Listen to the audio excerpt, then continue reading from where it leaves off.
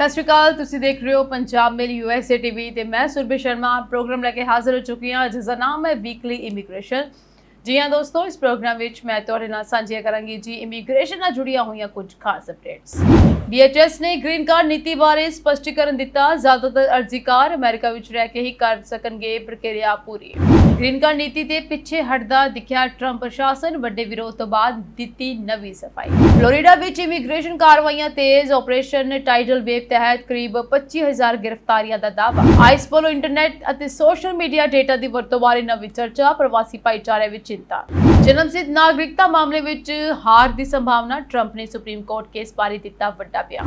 Trump ਪ੍ਰਸ਼ਾਸਨ ਦੇ ਨਵੇਂ ਗ੍ਰੀਨ ਕਾਰਡ ਨਿਯਮਾਂ ਨਾਲ ਪ੍ਰਵਾਸੀਆਂ ਵਿੱਚ ਚਿੰਤਾ। ਇੰਟਰਵਿਊਆਂ ਦੌਰਾਨ ਪੁੱਛੇ ਜਾ ਰਹੇ ਨਵੇਂ ਸਵਾਲ। 36 ਲੱਖ ਸੋਸ਼ਲ ਸਿਕਿਉਰਿਟੀ ਲਾਭਪਾਤਰੀਆਂ ਨੂੰ ਮਿਲਣਗੇ ਨਵੇਂ ਡੈਬਿਟ ਕਾਰਡ। ਭੁਗਤਾਨ ਪ੍ਰਣਾਲੀ ਵਿੱਚ ਵੱਡਾ ਬਦਲਾਅ। ਅਮਰੀਕੀ ਬੱਚਿਆਂ ਤੇ ਆਈਸ ਕਾਰਵਾਈ ਦਾ ਅਸਰ। 1,45,000 ਤੋਂ ਵੱਧ ਬੱਚੇ ਮਾਪਿਆਂ ਤੋਂ ਪਿਛੜੇ। ਮੈਨਹਟਨ ਦੇ ਆਈਸ ਹਿਰਾਸਤੀ ਕੇਂਦਰ ਦੀਆਂ ਹਾਲਾਤਾਂ ਤੇ ਨਵਾਂ ਵਿਵਾਦ। ਅੰਦਰੂਨੀ ਈਮੇਲਾਂ ਨੇ ਖੋਲੇ ਚੁਕਾਉਣ ਵਾਲੇ ਰਾਜ। Australia lottery visa 2026। ਆਸਟ੍ਰੇਲੀਆ ਜਾਣ ਦੇ ਚਾਹਵਾਨ ਲਈ ਵੱਡੀ ਖਬਰ। ਲੋਟਰੀ ਵੀਜ਼ਾ ਦੀਆਂ ਤਰੀਕਾਂ ਦਾ ਹੋਇਆ ਐਲਾਨ। ਹੁਣੇ ਅਪਡੇਟਸ ਵਿਸਥਾਰ ਦੇ ਨਾਲ। ਸ਼ੁਰੂ ਕਰਦੇ ਹਾਂ ਜੀ ਪਹਿਲੀ ਅਪਡੇਟ ਤੋਂ ਕਿ ਅਮਰੀਕਾ ਦੇ ਡਿਪਾਰਟਮੈਂਟ ਆਫ ਹੋਮਲੈਂਡ ਸਿਕਿਉਰਿਟੀ ਯਾਨੀ ਕਿ DHS ਨੇ ਪਿਛਲੇ ਹਫਤੇ ਜਾਰੀ ਕੀਤੀ ਗਈ ਇੱਕ ਵਿਵਾਦਤ ਗ੍ਰੀਨ ਕਾਰਡ ਨੀਤੀ ਬਾਰੇ ਆਪਣਾ ਰੁਖ ਨਰਮ ਕਰਦਿਆਂ ਇਹ ਸਪਸ਼ਟ ਕੀਤਾ ਹੈ ਕਿ ਜ਼ਿਆਦਾਤਰ ਗ੍ਰੀਨ ਕਾਰਡ ਅਰਜ਼ੀਕਾਰਾਂ ਨੂੰ ਆਪਣੀਆਂ ਅਰਜ਼ੀਆਂ ਦੀ ਪ੍ਰਕਿਰਿਆ ਦੇ ਦੌਰਾਨ ਅਮਰੀਕਾ ਛੱਡਣ ਦੀ ਲੋੜ ਨਹੀਂ ਪਵੇਗੀ। ਜੀ ਹਾਂ, ਪਿਛਲੇ ਹਫਤੇ USCIS ਵੱਲੋਂ ਜਾਰੀ ਕੀਤੇ ਗਏ ਇੱਕ ਨੀਤੀ ਮੈਮੋ ਨੇ ਦੇਸ਼ ਭਰ ਵਿੱਚ ਲੱਖਾਂ ਪ੍ਰਵਾਸੀਆਂ, ਇਮੀਗ੍ਰੇਸ਼ਨ ਵਕੀਲਾਂ ਅਤੇ ਕਾਰੋਬਾਰੀ ਸੰਸਥਾਵਾਂ ਵਿੱਚ ਚਿੰਤਾ ਪੈਦਾ ਕਰ ਦਿੱਤੀ ਸੀ। ਕਈ ਲੋਕਾਂ ਨੇ ਇਸ ਨੂੰ ਇਸ ਤਰ੍ਹਾਂ ਸਮਝਿਆ ਸੀ ਕਿ ਹੁਣ ਗ੍ਰੀਨ ਕਾਰਡ ਲਈ ਅਰਜ਼ੀ ਦੇਣ ਵਾਲਿਆਂ ਨੂੰ ਅਸਧਾਰਨ ਹਾਲਾਤਾਂ ਤੋਂ ਇਲਾਵਾ ਆਪਣੇ ਦੇਸ਼ ਵਾਪਸ ਜਾ ਕੇ ਕੌਂਸਲਰ ਪ੍ਰੋਸੈਸਿੰਗ ਕਰਨੀ ਪਵੇਗੀ। ਹੁਣ DHS ਨੇ ਸਪਸ਼ਟ ਕੀਤਾ ਹੈ ਕਿ ਇਹ ਕੋਈ ਨਵਾਂ ਕਾਨੂੰਨ ਜਾਂ ਵੱਡਾ ਨੀਤੀ ਬਦਲਾਅ ਨਹੀਂ ਹੈ। ਵਿਭਾਗ ਦੇ ਅਨੁਸਾਰ ਇਹ ਕੇਵਲ ਉਹ ਅਧਿਕਾਰ ਯਾਦ ਕਰਵਾਉਣ ਲਈ ਜਾਰੀ ਕੀਤਾ ਗਿਆ ਸੀ ਜੋ ਇਮੀਗ੍ਰੇਸ਼ਨ ਅਧਿਕਾਰੀਆਂ ਦੇ ਕੋਲ ਪਹਿਲਾਂ ਤੋਂ ਮੌਜੂਦ ਹਨ ਅਤੇ ਜਿਨ੍ਹਾਂ ਦੀ ਵਰਤੋਂ ਹਰ ਕੇਸ ਦੇ ਤੱਥਾਂ ਦੇ ਆਧਾਰ ਤੇ ਵੱਖ-ਵੱਖ ਕੀਤੀ ਜਾਂਦੀ ਹੈ। ਵਿਵਾਦ ਦਾ ਕੇਂਦਰ USCIS ਦਾ ਨੀਤੀ ਮੈਮੋਰੈਂਡਮ PM 602-0199 ਸੀ, ਜਿਸ ਵਿੱਚ ਇਹ ਕਿਹਾ ਗਿਆ ਸੀ ਕਿ ਐਡਜਸਟਮੈਂਟ ਆਫ ਸਟੇਟਸ ਕੋਈ ਹੱਕ ਨਹੀਂ ਸਗੋਂ ਸਰਕਾਰ ਵੱਲੋਂ ਦਿੱਤੀ ਜਾਣ ਵਾਲੀ ਵਿਸ਼ੇਸ਼ ਰਾਹਤ ਹੈ। ਇਸ ਤੋਂ ਬਾਅਦ ਜਾਰੀ ਕੀਤੇ ਗਏ ਬਿਆਨ ਵਿੱਚ ਇਹ ਵੀ ਕਿਹਾ ਗਿਆ ਸੀ ਕਿ ਐਡਜਸਟਮੈਂਟ ਆਫ ਸਟੇਟਸ ਸਿਰਫ ਅਸਧਾਰਨ ਹਾਲਾਤਾਂ ਵਿੱਚ ਹੀ ਮਨਜ਼ੂਰ ਕੀਤੀ ਜਾਵੇਗੀ।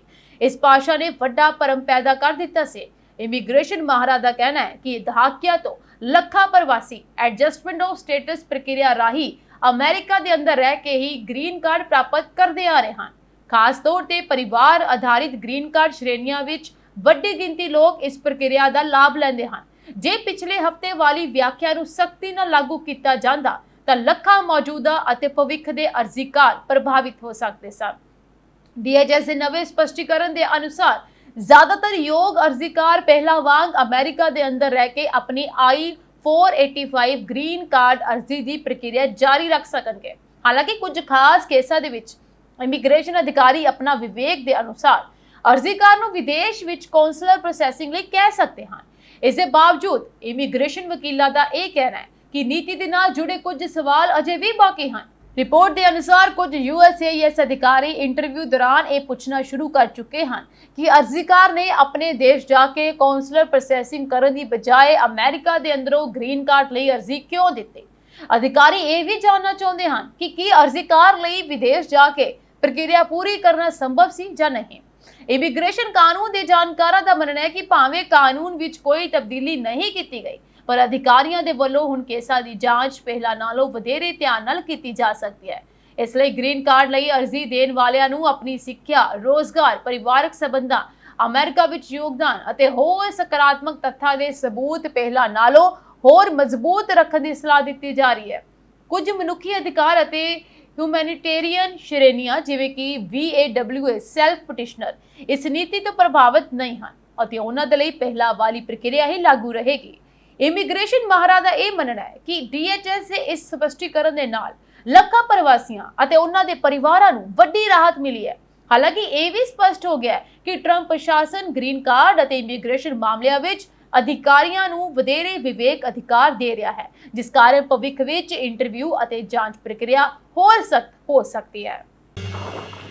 ट्रंप प्रशासन ਵੱਲੋਂ ਪਿਛਲੇ ਹਫਤੇ ਜਾਰੀ ਕੀਤੀ ਗਈ ਗ੍ਰੀਨ ਕਾਰਡ ਨੀਤੀ ਨੂੰ ਲੈ ਕੇ ਦੇਸ਼ ਭਰ ਵਿੱਚ ਉੱਠੇ ਵੱਡੇ ਵਿਵਾਦ ਅਤੇ ਚਿੰਤਾ ਤੋਂ ਬਾਅਦ ਹੁਣ ਪ੍ਰਸ਼ਾਸਨ ਆਪਣੇ ਰੁਖ ਨੂੰ ਨਰਮ ਕਰਦਾ ਦਿਖਾਈ ਦੇ ਰਿਹਾ ਹੈ। ਨਵੀਂ ਸਫਾਈ ਵਿੱਚ ਹੋਮਲੈਂਡ ਸਿਕਿਉਰਿਟੀ ਵਿਭਾਗ यानी कि DHS ਨੇ ਇਹ ਕਿਹਾ ਹੈ ਇਸ ਨੀਤੀ ਦਾ ਪ੍ਰਭਾਵ ਪਹਿਲਾਂ ਸਮਝੇ ਜਾ ਰਹੇ ਪੱਧਰ ਜਿੰਨਾ ਵੱਡਾ ਨਹੀਂ ਹੋਵੇਗਾ ਅਤੇ ਕਾਨੂੰਨੀ ਤੌਰ ਤੇ ਯੋਗ ਬਹੁਤ ਸਾਰੇ ਗ੍ਰੀਨ ਕਾਰਡ ਅਰਜ਼ੀਕਾਰ ਪਹਿਲਾਂ ਵਾਂਗ ਹੀ ਅਮਰੀਕਾ ਦੇ ਅੰਦਰ ਰਹਿ ਕੇ ਆਪਣੀ ਪ੍ਰਕਿਰਿਆ ਜਾਰੀ ਰੱਖ ਸਕਣਗੇ। पिछले हफ्ते अमरीकी नागरिकता ते इमीग्रेशन सेवावां यानी कि USCIS दे वल्लों जारी की गई नीति ने यह प्रभाव छड्डिया सी कि बहुत सारे ਉਹ ਪ੍ਰਵਾਸੀ जो परिवारक ਜਾਂ रोजगार आधारित ग्रीन कार्ड ਲਈ ਅਮਰੀਕਾ ਦੇ ਅੰਦਰੋਂ ਅਰਜ਼ੀ ਦੇ ਰਹੇ ਹਨ ਉਹਨਾਂ ਨੂੰ ਆਪਣੀ ਅਰਜ਼ੀ ਦੀ ਪ੍ਰਕਿਰਿਆ ਪੂਰੀ ਕਰਨ ਲਈ ਆਪਣੇ ਮੂਲ ਦੇਸ਼ ਵਾਪਸ ਜਾਣਾ ਪੈ ਸਕਦਾ ਹੈ। ਤੁਹਾਨੂੰ ਇੱਥੇ ਦੱਸਦਾ ਇਸ ਐਲਾਨ ਤੋਂ ਬਾਅਦ ਇੱਕ ਵੱਡਾ ਸੰਕਟ ਤੇ ਬਹੁਤ ਵੱਡੀ ਚਿੰਤਾ ਪੈਦਾ ਹੋ ਚੁੱਕੀ ਸੀ ਪਰ ਹੁਣ ਇੱਥੇ ਟਰੰਪ ਪ੍ਰਸ਼ਾਸਨ ਨੇ ਕੁਝ ਨਰਮ ਰੁਖ ਅਖਤਿਆਰ ਕਰ ਲਿਆ ਹੈ ਜਿੱਥੇ ਇਹ ਕਿਹਾ ਗਿਆ ਹੈ ਕਿ ਬਹੁਤ ਸਾਰੇ ਅਰਜ਼ੀਕਾਰ ਅਮਰੀਕਾ 'ਚ ਰਹਿ ਕੇ ਹੀ ਇਸ ਲਈ ਅਪਲਾਈ ਕਰ ਸਕਦੇ ਨੇ ਆਪਣੇ ਗ੍ਰੀਨ ਕਾਰਡ ਵਾਸਤੇ ਯਾਨੀ ਕਿ ਪਹਿਲਾਂ ਇਹ ਕਿਹਾ ਗਿਆ ਸੀਗਾ ਕਿ ਗ੍ਰੀਨ ਕਾਰਡ ਅਪਲਾਈ ਕਰਨ ਵਾਸਤੇ ਆਪਣੇ ਦੇਸ਼ ਵਾਪਸ ਜਾਣਾ ਪਏਗਾ ਬਟ ਹੁਣ ਇਸ ਵਿੱਚ ਹੁਣ ਨਰਮ ਰੁਖ ਅਖਤਿਆਰ ਕੀਤਾ ਹੈ। ਸੋ ਉਸ ਸਮੇਂ USCIS ਦੇ ਇੱਕ ਬੁਲਾਰੇ ਨੇ ਕਿਹਾ ਸੀ ਕਿ ਜਿਹੜੇ ਵਿਅਕਤੀ ਅਸਥਾਈ ਵੀਜ਼ੇ ਤੇ ਅਮਰੀਕਾ ਵਿੱਚ ਹਨ ਅਤੇ ਗ੍ਰੀਨ ਕਾਰਡ ਲੈਣਾ ਚਾਹੁੰਦੇ ਹਨ ਉਹਨਾਂ ਨੂੰ ਆਮ ਤੌਰ ਤੇ ਆਪਣੇ ਦੇਸ਼ ਵਾਪਸ ਜਾ ਕੇ ਅਮਰੀਕੀ ਕੰਸੂਲੇਟ ਰਾਹੀਂ ਅਰਜ਼ੀ ਦੇਣੀ ਪਵੇਗੀ ਸਿਵਾਏ ਉਹਨਾਂ ਕੇਸਾਂ ਦੇ ਜਿੱਥੇ ਅਸਧਾਰਨ ਹਾਲਾਤ ਮੌਜੂਦ ਹੋਣ। ਇਸ ਬਿਆਨ ਨੇ ਲੱਖਾਂ ਪ੍ਰਵਾਸੀਆਂ ਇਮੀਗ੍ਰੇਸ਼ਨ ਵਕੀਲਾਂ ਅਤੇ ਕਾਰੋਬਾਰੀ ਸੰਸਥਾਵਾਂ ਵਿੱਚ ਚਿੰਤਾ ਪੈਦਾ ਕਰ ਦਿੱਤੀ ਸੀ। ਵਿਰੋਧੀਆਂ ਦਾ ਇਹ ਕਹਿਣਾ ਸੀ ਕਿ ਜੇ ਇਹ ਨੀਤੀ ਸਖਤੀ ਨਾਲ ਲਾਗੂ ਹੁੰਦੀ ਤਾਂ ਸੈਂਕੜੇ ਹਜ਼ਾਰਾਂ ਗ੍ਰੀਨ ਕਾਰਡ ਅਰਜ਼ੀਕਾਰਾਂ ਨੂੰ ਅਮਰੀਕਾ ਛੱਡਣਾ ਪੈ ਸਕਦਾ ਸੀ। ਕਈ ਮਾਮਲਿਆਂ ਵਿੱਚ ਇਹ ਵੀ ਡਰ ਸੀ ਕਿ ਵਿਦੇਸ਼ ਜਾਣ ਤੋਂ ਬਾਅਦ ਕੁਝ ਲੋਕ ਨਵੀਆਂ ਯਾਤਰਾ ਪਾਬੰਦੀਆਂ ਜਾਂ ਵੀਜ਼ਾ ਰੁਕਾਵਟਾਂ ਕਾਰਨ ਮੁੜ ਅਮਰੀਕਾ ਵਾਪਸ ਨਾ ਆ ਸਕਣ ਪਰ ਹਫਤੇ ਦੇ ਅੰਤ ਵਿੱਚ DHS ਵੱਲੋਂ ਜਾਰੀ ਕੀਤੇ ਗਏ ਬਿਆਨ ਨੇ ਨੀਤੀ ਦੀ ਇੱਕ ਵੱਖਰੀ ਤਸਵੀਰ ਪੇਸ਼ ਕੀਤੀ ਹੈ। ਵਿਭਾਗ ਨੇ ਇਹ ਕਿਹਾ ਹੈ ਕਿ ਇਹ ਕੋਈ ਨਵਾਂ ਕਾਨੂੰਨ ਨਹੀਂ ਹੈ ਸਗੋਂ ਲੰਬੇ ਸਮੇਂ ਤੋਂ ਚੱਲ ਰਹੇ ਕਾਨੂੰਨ ਅਤੇ ਨੀਤੀ ਦੀ ਦੁਬਾਰਾ ਪੁਸ਼ਟੀ ਹੈ। DHS ਨੇ ਜ਼ੋਰ ਦੇ ਕੇ ਕਿਹਾ ਹੈ ਕਿ ਨੀਤੀ ਕਿਸੇ ਵੀ ਅਜਿਹੇ ਵਿਅਕਤੀ ਨੂੰ ਗ੍ਰੀਨ ਕਾਰਡ ਪ੍ਰਾਪਤ ਕਰਨ ਤੋਂ ਨਹੀਂ ਰੋਕੇਗੀ ਜੋ ਕਾਨੂੰਨੀ ਤੌਰ ਤੇ ਇਸ ਲਈ ਯੋਗ ਹੈ। ਵਿਭਾਗ ਦੇ ਅਨੁਸਾਰ ਇਹ ਨੀਤੀ ਸਿਰਫ ਉਹਨਾਂ ਮਾਮਲਿਆਂ ਵਿੱਚ ਪ੍ਰਭਾਵ ਪਾ ਸਕਦੀ ਹੈ ਜਿੱਥੇ ਇਮੀਗ੍ਰੇਸ਼ਨ ਅਧਿਕਾਰੀ ਸਮਝਦੇ ਹਨ ਕਿ ਗ੍ਰੀਨ ਕਾਰਡ ਲਈ ਅਮਰੀਕਾ ਦੇ ਅੰਦਰੋਂ ਅਰਜ਼ੀ ਦੇਣ ਦਾ ਵਿਸ਼ੇਸ਼ ਅਧਿਕਾਰ ਵਰਤਿਆ ਨਹੀਂ ਜਾਣਾ ਚਾਹੀਦਾ। ਅਜਿਹੇ ਮਾਮਲੇ ਵਿੱਚ ਅਰਜ਼ੀਕਾਰਾਂ ਨੂੰ ਵਿਦੇਸ਼ੀ ਕੰਸੂਲੇਟਾਂ ਰਾਹੀਂ ਪ੍ਰਕਿਰਿਆ ਪੂਰੀ ਕਰਨ ਲਈ ਕਿਹਾ ਜਾ ਸਕਦਾ ਹੈ। DHS ਨੇ ਖਾਸ ਤੌਰ ਤੇ ਇਹ ਵੀ ਕਿਹਾ ਹੈ ਕਿ ਉੱਚ ਯੋਗਤਾ ਵਾਲੇ ਪੇਸ਼ੇਵਰਾਂ, ਹੁਨਰਮੰਦ ਕਰਮਚਾਰੀ, ਆਰਥਿਕ ਯੋਗਦਾਨ ਪਾਉਣ ਵਾਲੇ ਲੋਕਾਂ ਅਤੇ ਅਮਰੀਕੀ ਰਾਸ਼ਟਰੀ ਹਿੱਤ ਲਈ ਲਾਭਦਾਇਕ ਮੰਨੇ ਜਾਣ ਵਾਲੇ ਅਰਜ਼ੀਕਾਰਾਂ ਲਈ ਇਸ ਨੀਤੀ ਦਾ ਕੋਈ ਮਹੱਤਵਪੂਰਨ ਨਕਾਰਾਤਮਕ ਪ੍ਰਭਾਵ ਨਹੀਂ ਹੋਵੇਗਾ। ਗੈਰ ਕਾਨੂੰਨੀ ਇਮੀਗ੍ਰੇਸ਼ਨ ਦੇ ਵਿਰੁੱਧ ਸਖਤ ਰੁਖ ਅਪਣਾਉਂਦੇ ਹੋਏ ਫਲੋਰੀਡਾ ਨੇ ਇੱਕ ਹੋਰ ਵੱਡਾ ਅੰਕੜਾ ਜਾਰੀ ਕੀਤਾ ਹੈ। ਰਾਜ ਸਰਕਾਰ ਦੇ ਅਨੁਸਾਰ ਫਰਵਰੀ 2026 ਵਿੱਚ ਸ਼ੁਰੂ ਕੀਤੇ ਗਏ ਆਪਰੇਸ਼ਨ ਟਾਈਡਲ ਵੇਵ ਦੇ ਤਹਿਤ ਹੁਣ ਤੱਕ ਸੂਬੇ ਭਰ ਵਿੱਚ ਲਗਭਗ 25,000 ਇਮੀਗ੍ਰੇਸ਼ਨ ਗ੍ਰਿਫਤਾਰੀਆਂ ਕੀਤੀਆਂ ਜਾ ਚੁੱਕੀਆਂ ਹਨ। ਫਲੋਰੀਡਾ ਦੇ ਗਵਰਨਰ ਰੋਨ ਨੇ ਕਿਹਾ ਹੈ ਕਿ ਰਾਜ ਆਪਣੇ ਨਾਗਰਿਕਾਂ ਦੀ ਸੁਰੱਖਿਆ ਦੇ ਲਈ ਹਰ ਉਪਲਬਧ ਸਰੋਤ ਦੀ ਵਰਤੋਂ ਕਰਦਾ ਰਹੇਗਾ। ਉਹਨਾਂ ਦਾ ਦਾਅਵਾ ਹੈ ਕਿ ਗੈਰ ਕਾਨੂੰਨੀ ਇਮੀਗ੍ਰੇਸ਼ਨ ਦੇ ਨਾਲ ਨਜਿੱਠਣ ਦੇ ਲਈ ਫਲੋਰੀਡਾ ਨੇ ਦੇਸ਼ ਦੇ ਕਿਸੇ ਵੀ ਹੋਰ ਰਾਜ ਨਾਲੋਂ ਵੱਧ ਤੇਜ਼ੀ ਅਤੇ ਸਖਤੀ ਨਾਲ ਕਦਮ ਚੁੱਕੇ ਹਨ। ਆਪਰੇਸ਼ਨ ਟਾਈਡਲ ਵੇਵ ਦੀ ਸ਼ੁਰੂਆਤ ਉਸ ਸਮੇਂ ਕੀਤੀ ਗਈ ਸੀ ਜਦੋਂ ਫਲੋਰੀਡਾ ਆਈਸ ਦੇ 287G ਸਮਝੌਤਿਆਂ ਵਿੱਚ ਦੇਸ਼ ਦਾ ਸਭ ਤੋਂ ਅੱਗੇ ਰਹਿਣ ਵਾਲਾ ਰਾਜ ਬਣ ਗਿਆ ਸੀ। 287G ਪ੍ਰੋਗਰਾਮ ਅਧੀਨ ਸੰਘੀ ਸਰਕਾਰ ਸਥਾਨਕ ਅਤੇ ਰਾਜੀ ਪੁਲਿਸ ਏਜੰਸੀਆਂ ਨੂੰ ਕੁਝ ਇਮੀਗ੍ਰੇਸ਼ਨ ਅਧਿਕਾਰ ਸੌਂਪ ਸਕਦੀ ਹੈ ਜਿਸ ਨਾਲ ਉਹ ਆਈਸ ਦੀ ਨਿਗਰਾਨੀ ਹੇਠ ਇਮੀਗ੍ਰੇਸ਼ਨ ਕਾਨੂੰਨਾਂ ਨੂੰ ਲਾਗੂ ਕਰਨ ਵਿੱਚ ਸਹਾਇਤਾ ਕਰਦੀਆਂ ਹਨ। ਰਿਪੋਰਟ ਦੇ ਅਨੁਸਾਰ ਫਲੋਰੀਡਾ ਦੇ ਸਾਰੇ ਸ਼ੈਰਿਫ ਦਫ਼ਤਰ ਇਸ ਪ੍ਰੋਗਰਾਮ ਵਿੱਚ ਸ਼ਾਮਲ ਹਨ। ਇਸ ਤੋਂ ਇਲਾਵਾ ਕਰੀਬ 200 ਪੁਲਿਸ ਵਿਭਾਗ, 12 ਰਾਜੀ ਏਜੰਸੀਆਂ, 15 ਯੂਨੀਵਰਸਿਟੀਆਂ ਅਤੇ ਕਾਲਜ ਅਤੇ ਕਈ ਜੇਲ੍ਹਾਂ ਅਤੇ ਹਿਰਾਸਤੀ ਕੇਂਦਰ ਵੀ 287G ਭਾਈਵਾਲੀ ਦਾ ਹਿੱਸਾ ਹਨ। ਇਹ ਗਿਣਤੀ ਅਮਰੀਕਾ ਦੀ ਕਿਸੇ ਵੀ ਹੋਰ ਰਾਜ ਨਾਲੋਂ ਵੱਧ ਦੱਸੀ ਜਾ ਰਹੀ ਹੈ। ਅਧਿਕਾਰੀਆਂ ਦੇ ਅਨੁਸਾਰ ਆਪਰੇਸ਼ਨ ਟਾਈਡਲ ਵੇਵ ਦੇ ਪਹਿਲੇ ਹਫ਼ਤੇ ਦੌਰਾਨ 1100 ਤੋਂ ਵੱਧ ਅਪਰਾਧੀ ਪਿਛੋਕੜ ਵਾਲੇ ਗੈਰ ਕਾਨੂੰਨੀ ਪ੍ਰਵਾਸੀਆਂ ਨੂੰ ਗ੍ਰਿਫਤਾਰ ਕੀਤਾ ਗਿਆ ਸੀ ਜੋ ਫਲੋਰੀਡਾ ਦੇ ਇਤਿਹਾਸ ਵਿੱਚ ਇੱਕ ਰਿਕਾਰਡ ਮੰਨਿਆ ਗਿਆ। ਇਸ ਮੁਹਿੰਮ ਤਹਿਤ ਕਈ ਵੱਡੇ ਆਪਰੇਸ਼ਨ ਚਲਾਏ ਗਏ ਹਨ। ਦੱਖਣੀ ਫਲੋਰੀਡਾ ਵਿੱਚ ਚਲਾਏ ਗਏ ਆਪਰੇਸ਼ਨ ਸੈਂਡ ਹਿੱਲ ਸੈਂਟੀਨਲ ਦੌਰਾਨ 250 ਤੋਂ ਵੱਧ ਗੈਰ ਕਾਨੂੰਨੀ ਪ੍ਰਵਾਸੀਆਂ ਨੂੰ ਗ੍ਰਿਫਤਾਰ ਕੀਤਾ ਗਿਆ। ਅਧਿਕਾਰੀਆਂ ਦੇ ਮੁਤਾਬਕ ਇਹਨਾਂ ਦੇ ਵਿੱਚ ਘਰੇਲੂ ਹਿੰਸਾ, ਨਸ਼ਿਆਂ ਨਾਲ ਸੰਬੰਧਿਤ ਅਪਰਾਧ, ਨਸ਼ੇ ਦੀ ਹਾਲਾਤ ਵਿੱਚ ਡਰਾਈਵਿੰਗ ਕਰਨਾ, ਹਮਲੇ ਅਤੇ ਹੋਰ ਗੰਭੀਰ ਮਾਮਲਿਆਂ ਵਿੱਚ ਦੋਸ਼ੀ ਜਾਂ ਸਜ਼ਾ ਜ਼ਾਬਤਾ ਵਿਅਕਤੀ ਵੀ ਸ਼ਾਮਲ ਸਨ। ਇੱਕ ਹੋਰ ਕਾਰਵਾਈ ਦੌਰਾਨ ਪਾਮ ਬੀਚ ਕਾਉਂਟੀ ਵਿੱਚ ਰਹਿ ਰਹੇ ਹੋਂਡੂਰਸ ਦੇ ਨਾਗਰਿਕ ਅਤੇ ਕਥਿਤ MS-13 ਗੈਂਗ ਮੈਂਬਰ ਲੁਇਸ ਮੈਰਾਰੀ ਪੈਰਾਲਟਾ ਸੇਵੀਆ ਨੂੰ ਵੀ ਗ੍ਰਿਫਤਾਰ ਕੀਤਾ ਗਿਆ। ਅਧਿਕਾਰੀਆਂ ਦਾ ਕਹਿਣਾ ਹੈ ਕਿ ਉਹ 2013 ਵਿੱਚ ਗੈਰ ਕਾਨੂੰਨੀ ਤਰੀਕੇ ਨਾਲ ਅਮਰੀਕਾ ਵਿੱਚ ਦਾਖਲ ਹੋਇਆ ਸੀ। ਆਪਰੇਸ਼ਨ ਕ੍ਰਿਮੀਨਲ ਰਿਟਰਨ ਨਾਮਕ ਇੱਕ ਹੋਰ 10 ਦਿਨਾਂ ਦੀ ਕਾਰਵਾਈ ਦੌਰਾਨ ਰਾਜ ਭਰ ਵਿੱਚ 230 ਵਿਅਕਤੀਆਂ ਨੂੰ ਗ੍ਰਿਫਤਾਰ ਕੀਤਾ ਗਿਆ।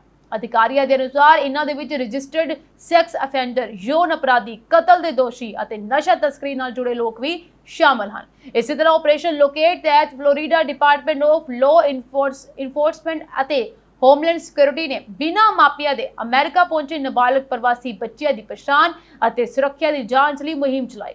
ਇਸ ਦੌਰਾਨ 400 ਤੋਂ ਵੱਧ ਬੱਚਿਆਂ ਦਾ ਪਤਾ ਲਗਾਇਆ ਗਿਆ ਅਤੇ ਕੁਝ ਮਾਮਲਿਆਂ ਵਿੱਚ ਮਨੁੱਖੀ ਤਸਕਰੀ, ਲਾਪਤਾ ਬੱਚਿਆਂ ਅਤੇ ਹੋਰ ਖਤਰਨਾਕ ਹਾਲਾਤਾਂ ਦੇ ਸੰਕੇਤ ਵੀ ਮਿਲੇ ਹਨ। ਅਮਰੀਕੀ ਇਮੀਗ੍ਰੇਸ਼ਨ ਅਤੇ ਕਸਟਮ ਇਨਫੋਰਸਮੈਂਟ ਦੇ ਵੱਲੋਂ ਪ੍ਰਵਾਸੀਆਂ ਦੀ ਪਛਾਣ ਅਤੇ ਜਾਂਚ ਲਈ ਇੱਕ ਨਵੇਂ ਤਰੀਕੇ ਦੀ ਸੰਭਾਵਨਾ ਤੇ ਵਿਚਾਰ ਕੀਤੇ ਜਾਣ ਦੀਆਂ ਖਬਰਾਂ ਸਾਹਮਣੇ ਆਉਣ ਤੋਂ ਬਾਅਦ ਇਮੀਗ੍ਰੇਸ਼ਨ ਹੱਕਾਂ ਲਈ ਕੰਮ ਕਰਨ ਵਾਲੀਆਂ ਸੰਸਥਾਵਾਂ ਅਤੇ ਨਿਜਤਾ ਦੇ ਹਮਾਇਤੀਆਂ ਵਿੱਚ ਚਿੰਤਾ ਵੱਧ ਗਈ ਹੈ। ਰਿਪੋਰਟਾਂ ਦੇ ਅਨੁਸਾਰ ਆਈਸ ਇਹ ਜਾਣਕਾਰੀ ਇਕੱਠੀ ਕਰ ਰਿਹਾ ਹੈ ਕਿ ਡਿਜੀਟਲ ਵਿਗਿਆਪਨ ਉਦਯੋਗ ਅਤੇ ਵੱਡੇ ਡੇਟਾ ਪ੍ਰਦਾਤਾਵਾਂ ਦੇ ਕੋਲ ਮੌਜੂਦ ਜਾਣਕਾਰੀ ਜਾਂਚਾਂ ਦੇ ਵਿੱਚ ਕਿਸ ਤਰ੍ਹਾਂ ਵਰਤੀ ਜਾ ਸਕਦੀ ਹੈ। ਇਸ ਵਿੱਚ ਲੋਕਾਂ ਦੇ ਆਨਲਾਈਨ ਵਿਹਾਰ, ਸੋਸ਼ਲ ਮੀਡੀਆ ਸਰਗਰਮੀਆਂ, ਖਰੀਦਦਾਰੀ ਦੇ ਰੁਝਾਨ, ਵੈਬ ਬਰਾਊਜ਼ਿੰਗ ਅਤੇ ਹੋਰ ਡਿਜੀਟਲ ਗਤੀਵਿਧੀਆਂ ਨਾਲ ਜੁੜੇ ਡੇਟਾ ਦੀ ਸੰਭਾਵਿਤ ਵਰਤੋਂ ਸ਼ਾਮਲ ਹੋ ਸਕਦੀ ਹੈ। ਜਨਵਰੀ ਮਹੀਨੇ ਵਿੱਚ ਆਈਸ ਵੱਲੋਂ ਜਾਰੀ ਕੀਤੀ ਗਈ ਜਾਣਕਾਰੀ ਮੰਗ ਵਿੱਚ ਪੁੱਛਿਆ ਗਿਆ ਸੀ ਕਿ ਵਪਾਰਕ ਬਿਗ ਡੇਟਾ ਅਤੇ ਐਡ ਟੈਕ ਕੰਪਨੀਆਂ ਜਾਂਚਾਂ ਵਿੱਚ ਸਿੱਧੀ ਮਦਦ ਕਿਸ ਤਰ੍ਹਾਂ ਕਰ ਸਕਦੀਆਂ ਹਨ। ਰਿਪੋਰਟਾਂ ਦੇ ਮੁਤਾਬਕ ਇਹ ਪਹਿਲਾ ਮੌਕਾ ਹੈ ਜਦੋਂ ਆਈਸ ਨੇ ਇਸ ਕਿਸਮ ਦੀ ਜਨਤਕ ਬੇਨਤੀ ਕੀਤੀ ਹੈ। ਡਿਜੀਟਲ ਵਿਗਿਆਪਨ ਉਦਯੋਗ ਨਾਲ ਜੁੜੇ ਕਈ ਮਾਹਰਾਂ ਨੇ ਇਸ ਵਿਕਾਸ ਤੇ ਚਿੰਤਾ ਜਤਾਈ ਹੈ। ਉਹਨਾਂ ਦਾ ਇਹ ਕਹਿਣਾ ਹੈ ਕਿ ਜੇ ਲੋਕਾਂ ਦੀ ਰੋਜ਼ਾਨਾ ਇੰਟਰਨੈਟ ਵਰਤੋਂ, ਮੋਬਾਈਲ ਐਪਸ, ਆਨਲਾਈਨ ਖਰੀਦਦਾਰੀ ਜਾਂ ਸੋਸ਼ਲ ਮੀਡੀਆ ਸਰਗਰਮੀਆਂ ਸਰਕਾਰੀ ਜਾਂਚਾਂ ਦਾ ਹਿੱਸਾ ਬਣਦੀਆਂ ਹਨ ਤਾਂ ਇਸ ਨਾਲ ਨਿਜਤਾ ਅਤੇ ਨਾਗਰਿਕ ਅਧਿਕਾਰਾਂ ਸੰਬੰਧੀ ਗੰਭੀਰ ਸਵਾਲ ਖੜੇ ਹੋ ਸਕਦੇ ਹਨ। ਦੂਜੇ ਪਾਸੇ ਆਈਸ ਦਾ ਕਹਿਣਾ ਹੈ ਕਿ ਉਹ ਕਾਨੂੰਨ ਦੇ ਅਨੁਸਾਰ ਉਪਲਬਧ ਸਾਰੇ ਸਾਧਨਾਂ ਦੀ ਵਰਤੋਂ ਕਰਕੇ ਗੰਭੀਰ ਅਪਰਾਧੀ ਪਿਛੋਕੜ ਵਾਲੇ ਗੈਰ ਕਾਨੂੰਨੀ ਪ੍ਰਵਾਸੀਆਂ ਨੂੰ ਲੱਭਣ ਅਤੇ ਉਹਨਾਂ ਦੇ ਖਿਲਾਫ ਕਾਰਵਾਈ ਕਰਨ ਲਈ ਵਚਨਬੱਧ ਹੈ। ਏਜੰਸੀ ਦਾ ਦਾਅਵਾ ਹੈ ਕਿ ਇਸ ਤਰ੍ਹਾਂ ਦੇ ਸਾਰੇ ਕਦਮ ਮੌਜੂਦਾ ਕਾਨੂੰਨਾਂ ਦੇ ਦਾਇਰੇ ਵਿੱਚ ਰਹਿ ਕੇ ਹੀ ਚੁੱਕੇ ਜਾਣਗੇ। ਇਮੀਗ੍ਰੇਸ਼ਨ ਮਾਹਰਾਂ ਦਾ ਕਹਿਣਾ ਹੈ ਕਿ ਹਾਲੇ ਤੱਕ ਕੋਈ ਅਜਿਹੀ ਅੰਤਿਮ ਨੀਤੀ ਜਾਰੀ ਨਹੀਂ ਹੋਈ ਜਿਸ ਅਧੀਨ ਆਈਸ ਨੂੰ ਸੋਸ਼ਲ ਮੀਡੀਆ ਜਾਂ ਡਿਜੀਟਲ ਵਿਗਿਆਪਨ ਡੇਟਾ ਤੱਕ ਵਿਆਪਕ ਪਹੁੰਚ ਮਿਲੀ ਗਈ ਹੋਵੇ।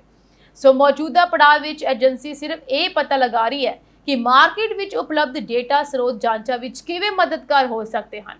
ਇਹ ਖਬਰ ਉਸ ਸਮੇਂ ਸਾਹਮਣੇ ਆਈ ਹੈ ਜਦੋਂ ਟਰੰਪ ਪ੍ਰਸ਼ਾਸਨ ਦੇ ਵੱਲੋਂ ਇਮੀਗ੍ਰੇਸ਼ਨ ਲਾਗੂ ਕਰਨ ਸੰਬੰਧੀ ਨੀਤੀਆਂ ਨੂੰ ਹੋਰ ਸਖਤ ਬਣਾਉਣ ਦੀ ਕੋਸ਼ਿਸ਼ ਕੀਤੀ ਜਾ ਰਹੀ ਹੈ। ਹਾਲੀਆ ਮਹੀਨਿਆਂ ਵਿੱਚ ਇਮੀਗ੍ਰੇਸ਼ਨ ਏਜੰਸੀਆਂ ਨੂੰ ਵਧੇਰੇ ਸਰੋਤ ਅਤੇ ਤਕਨੀਕੀ ਸਹਾਇਤਾ ਮੁਹੱਈਆ ਕਰਵਾਉਣ ਬਾਰੇ ਵੀ ਚਰਚਾ ਚੱਲ ਰਹੀ ਹੈ। ਪ੍ਰਵਾਸੀ ਭਾਈਚਾਰਿਆਂ ਅਤੇ ਸਿਵਲ ਲਿਬਰਟੀ ਗਰੁੱਪਾਂ ਦਾ ਇਹ ਕਹਿਣਾ ਹੈ ਕਿ ਜੇ ਸਰਕਾਰੀ ਏਜੰਸੀਆਂ ਵੱਡੇ ਪੱਧਰ ਤੇ ਡਿਜੀਟਲ ਡੇਟਾ ਦੀ ਵਰਤੋਂ ਕਰਦੀਆਂ ਹਨ ਤਾਂ ਇਸ ਨਾਲ ਆਮ ਲੋਕਾਂ ਦੀ ਨਿਜਤਾ, ਆਜ਼ਾਦੀ ਅਤੇ ਇੰਟਰਨੈਟ ਦੀ ਵਰਤੋਂ ਉੱਤੇ ਅਸਰ ਪੈ ਸਕਦਾ ਹੈ। ਉਹਨਾਂ ਨੇ ਇਸ ਸੰਬੰਧੀ ਪਾਰਦਰਸ਼ਤਾ ਅਤੇ ਸਪਸ਼ਟ ਨਿਯਮਾਂ ਦੀ ਮੰਗ ਕੀਤੀ ਹੈ। ਇਮੀਗ੍ਰੇਸ਼ਨ ਵਕੀਲਾਂ ਦਾ ਮੰਨਣਾ ਹੈ ਕਿ ਇਸ ਵੇਲੇ ਕਾਨੂੰਨੀ ਦਰਜਾ ਰੱਖਣ ਵਾਲੇ ਗ੍ਰੀਨ ਕਾਰਡ ਧਾਰਕ ਅਤੇ ਇਮੀਗ੍ਰੇਸ਼ਨ ਪ੍ਰਕਿਰਿਆ ਵਿੱਚ ਸ਼ਾਮਲ ਲੋਕਾਂ ਨੂੰ ਘਬਰਾਉਣ ਦੀ ਲੋੜ ਨਹੀਂ ਹੈ। ਹਾਲਾਂਕਿ ਉਹ ਇਹ ਸਲਾਹ ਦੇ ਰਹੇ ਹਨ ਕਿ ਲੋਕ ਆਪਣੀ ਆਨਲਾਈਨ ਸਰਗਰਮੀ ਅਤੇ ਜਨਤਕ ਤੌਰ ਤੇ ਸਾਂਝੀ ਕੀਤੀ ਜਾਣਕਾਰੀ ਪ੍ਰਤੀ ਸੁਚੇਤ ਰਹਿਣ ਕਿਉਂਕਿ ਭਵਿੱਖ ਵਿੱਚ ਡਿਜੀਟਲ ਡੇਟਾ ਇਮੀਗ੍ਰੇਸ਼ਨ ਜਾਂਚਾਂ ਵਿੱਚ ਹੋਰ ਵੱਡੀ ਭੂਮਿਕਾ ਨਿਭਾ ਸਕਦਾ ਹੈ। ਅਮਰੀਕੀ ਰਾਸ਼ਟਰਪਤੀ ਡੋਨਾਲਡ ਟਰੰਪ ਨੇ ਇਹ ਕਿਹਾ ਹੈ ਕਿ ਸੰਭਵ ਹੈ ਕਿ ਉਹਨਾਂ ਦਾ ਪ੍ਰਸ਼ਾਸਨ ਜਨਮ ਸਿੱਧ ਨਾਗਰਿਕਤਾ ਵਾਲਾ ਮਾਮਲਾ supreme court of the United States ਵਿੱਚ ਹਾਰ ਜਾਵੇ। ਉਹਨਾਂ ਨੇ ਇਹ ਟਿੱਪਣੀ ਆਪਣੇ ਸੋਸ਼ਲ ਮੀਡੀਆ ਪਲੇਟਫਾਰਮ ਉੱਤੇ ਇੱਕ ਲੰਬੇ ਬਿਆਨ ਦੌਰਾਨ ਕੀਤੀ ਹੈ ਜਿਸ ਵਿੱਚ ਉਹਨਾਂ ਨੇ ਅਮਰੀਕੀ ਨਿਆਂ ਪ੍ਰਣਾਲੀ ਦੀ ਵੀ ਆਲੋਚਨਾ ਕੀਤੀ। ਟਰੰਪ ਪ੍ਰਸ਼ਾਸਨ ਨੇ 2025 ਵਿੱਚ ਇੱਕ ਐਗਜ਼ੈਕਟਿਵ ਆਰਡਰ ਜਾਰੀ ਕੀਤਾ ਸੀ ਜਿਸ ਰਾਹੀਂ 14ਵੇਂ ਸੰਵਿਧਾਨਕ ਸੋਧ ਦੀ ਵਿਆਖਿਆ ਨੂੰ ਬਦਲਣ ਦੀ ਕੋਸ਼ਿਸ਼ ਕੀਤੀ ਗਈ ਸੀ। ਇਸ ਆਰਡਰ ਦੇ ਅਨੁਸਾਰ ਸਿਰਫ ਉਹਨਾਂ ਬੱਚਿਆਂ ਨੂੰ ਜਨਮਸਿੱਧ ਅਮਰੀਕੀ ਨਾਗਰਿਕਤਾ ਮਿਲਣੀ ਚਾਹੀਦੀ ਹੈ ਜਿਨ੍ਹਾਂ ਦੇ ਘੱਟੋ-ਘੱਟ ਇੱਕ ਮਾਪੇ ਅਮਰੀਕੀ ਨਾਗਰਿਕ ਜਾਂ ਕਾਨੂੰਨੀ ਸਥਾਈ ਨਿਵਾਸੀ ਹੋਣ। ਟਰੰਪ ਨੇ ਆਪਣੇ ਬਿਆਨ ਵਿੱਚ ਇਹ ਵੀ ਕਿਹਾ ਕਿ ਉਹਨਾਂ ਨੂੰ ਲੱਗਦਾ ਹੈ ਕਿ ਦੇਸ਼ ਇਹ ਕੇਸ ਹਾਰ ਸਕਦਾ ਹੈ ਕਿਉਂਕਿ ਉਹਨਾਂ ਦੇ ਅਨੁਸਾਰ ਨਿਆਂ ਪ੍ਰਣਾਲੀ ਅਤੇ ਰਾਜਨੀਤਿਕ ਪ੍ਰਣਾਲੀ ਪੱਖਪਾਤੀ ਹੋ ਚੁੱਕੀਆਂ ਹਨ। ਹਾਲਾਂਕਿ ਸੁਪਰੀਮ ਕੋਰਟ ਨੇ ਹਾਲੇ ਤੱਕ ਕੋਈ ਫੈਸਲਾ ਨਹੀਂ ਸੁਣਾਇਆ ਅਤੇ ਅਗਲੇ ਮਹੀਨੇ ਗਰਮੀਆਂ ਦੀ ਛੁੱਟੀ ਤੋਂ ਪਹਿਲਾਂ ਇਸ ਮਾਮਲੇ ਵਿੱਚ ਫੈਸਲਾ ਆਉਣ ਦੀ ਉਮੀਦ ਹੈ। ਇਸ ਦੌਰਾਨ ਟਰੰਪ ਪ੍ਰਸ਼ਾਸਨ ਨੂੰ ਕਈ ਹੋਰ ਕਾਨੂੰਨੀ ਮਾਮਲਿਆਂ ਵਿੱਚ ਵੀ ਝਟਕੇ ਲੱਗੇ। ਇੱਕ ਸੰਘੀ ਜੱਜ ਨੇ ਲਗਭਗ 1.8 ਅਰਬ ਡਾਲਰ ਦੇ ਇੱਕ ਵਿਵਾਦਿਤ ਫੰਡ ਨੂੰ ਅਸਥਾਈ ਤੌਰ ਤੇ ਰੋਕ ਦਿੱਤਾ। ਇਹ fund United States department of justice ਅਤੇ ਇੰਟਰਨਲ ਰੈਵਨਿਊ ਸਰਵਿਸ ਵਿਚਾਲੇ ਹੋਏ ਸਮਝੌਤੇ ਨਾਲ ਜੁੜਿਆ ਹੋਇਆ ਹੈ। ਇੱਕ ਹੋਰ ਮਾਮਲੇ ਵਿੱਚ John F Kennedy centre for the performing arts ਦੀ 2 ਸਾਲਾਂ ਲਈ ਯੋਜਿਤ ਮੁਰੰਮਤ ਅਤੇ ਨਵੀਨੀਕਰਨ ਯੋਜਨਾ ਨੂੰ ਵੀ ਸੰਘੀ ਅਦਾਲਤ ਨੇ ਰੋਕ ਦਿੱਤਾ ਹੈ। ਅਮਰੀਕੀ ਜ਼ਿਲ੍ਹਾ ਜੱਜ ਕੂਪਰ ਨੇ ਫੈਸਲਾ ਦਿੱਤਾ ਹੈ ਕਿ ਕੇਂਦਰ ਨੂੰ ਬੰਦ ਕਰਨ ਦੀ ਯੋਜਨਾ ਕਾਨੂੰਨੀ ਤੌਰ ਤੇ ਠੀਕ ਨਹੀਂ ਸੀ। ਟਰੰਪ ਨੇ ਇਸ ਫੈਸਲੇ ਤੋਂ ਬਾਅਦ ਜੱਜ ਕ੍ਰਿਸਟੋਫਰ ਕੂਪਰ ਦੀ ਖੁੱਲ੍ਹ ਕੇ ਆਲੋਚਨਾ ਕੀਤੀ ਅਤੇ ਦੋਸ਼ ਲਗਾਇਆ ਕਿ ਜੱਜ ਉਹਨਾਂ ਦੇ ਖਿਲਾਫ ਪੱਖਪਾਤੀ ਹਨ। ਟਰੰਪ ਪ੍ਰਸ਼ਾਸਨ ਵੱਲੋਂ ਗ੍ਰੀਨ ਕਾਰਡ ਪ੍ਰਕਿਰਿਆ ਵਿੱਚ ਕੀਤੀ ਗਈ ਨਵੀਂ ਨੀਤੀ ਤਬਦੀਲੀ ਦੇ ਪ੍ਰਭਾਵ ਹੁਣ ਅਮਰੀਕਾ ਭਰ ਦੇ ਇਮੀਗ੍ਰੇਸ਼ਨ ਦਫ਼ਤਰਾਂ ਵਿੱਚ ਨਜ਼ਰ ਆਉਣ ਲੱਗੇ ਹਨ। ਇਮੀਗ੍ਰੇਸ਼ਨ ਵਕੀਲਾਂ ਦਾ ਕਹਿਣਾ ਹੈ ਕਿ ਗ੍ਰੀਨ ਕਾਰਡ ਇੰਟਰਵਿਊਆਂ ਦੇ ਦੌਰਾਨ ਅਰਜ਼ੀਕਾਰਾਂ ਨੂੰ ਪਹਿਲਾਂ ਨਾਲੋਂ ਵੱਖਰੇ ਅਤੇ ਵਧੇਰੇ ਸਖਤ ਸਵਾਲ ਪੁੱਛੇ ਜਾ ਰਹੇ ਹਨ। ਨਵੀਂ ਨੀਤੀ ਦੇ ਅਨੁਸਾਰ ਐਡਜਸਟਮੈਂਟ ਆਫ ਸਟੇਟਸ ਯਾਨੀ ਕਿ AOS, ਜਿਸ ਤਹਿਤ ਵਿਦੇਸ਼ੀ ਨਾਗਰਿਕ ਅਮਰੀਕਾ ਵਿੱਚ ਰਹਿੰਦੇ ਹੋਏ ਗ੍ਰੀਨ ਕਾਰਡ ਲਈ ਅਰਜ਼ੀ ਦਿੰਦੇ ਹਨ, ਉਸ ਨੂੰ ਹੁਣ ਇੱਕ ਅਸਧਾਰਨ ਛੂਟ ਵਜੋਂ ਦੇਖਿਆ ਜਾਵੇਗਾ। ਇਸ ਦਾ ਮਤਲਬ ਹੈ ਕਿ ਕਈ ਅਰਜ਼ੀਕਾਰਾਂ ਨੂੰ ਭਵਿੱਖ ਵਿੱਚ ਆਪਣੇ ਦੇਸ਼ ਵਾਪਸ ਜਾ ਕੇ ਅਮਰੀਕੀ ਕੰਸੂਲੇਟ ਰਾਹੀਂ ਗ੍ਰੀਨ ਕਾਰਡ ਪ੍ਰਕਿਰਿਆ ਪੂਰੀ ਕਰਨ ਲਈ ਕਿਹਾ ਜਾ ਸਕਦਾ ਹੈ। ਫਿਲਹਾਲ ਇਸ ਨੂੰ ਲੈ ਕੇ ਟਰੰਪ ਪ੍ਰਸ਼ਾਸਨ ਨਰਮ ਜ਼ਰੂਰ ਹੋਈ ਹੈ, ਪਰ ਫਿਰ ਵੀ ਇਹ ਆਸ਼ੰਕਾ ਜਤਾਈ ਜਾ ਰਹੀ ਹੈ ਕਿ ਕੁਝ ਲੋਕਾਂ ਨੂੰ ਇਸ ਲਈ ਕਿਹਾ ਵੀ ਜਾ ਸਕਦਾ ਹੈ।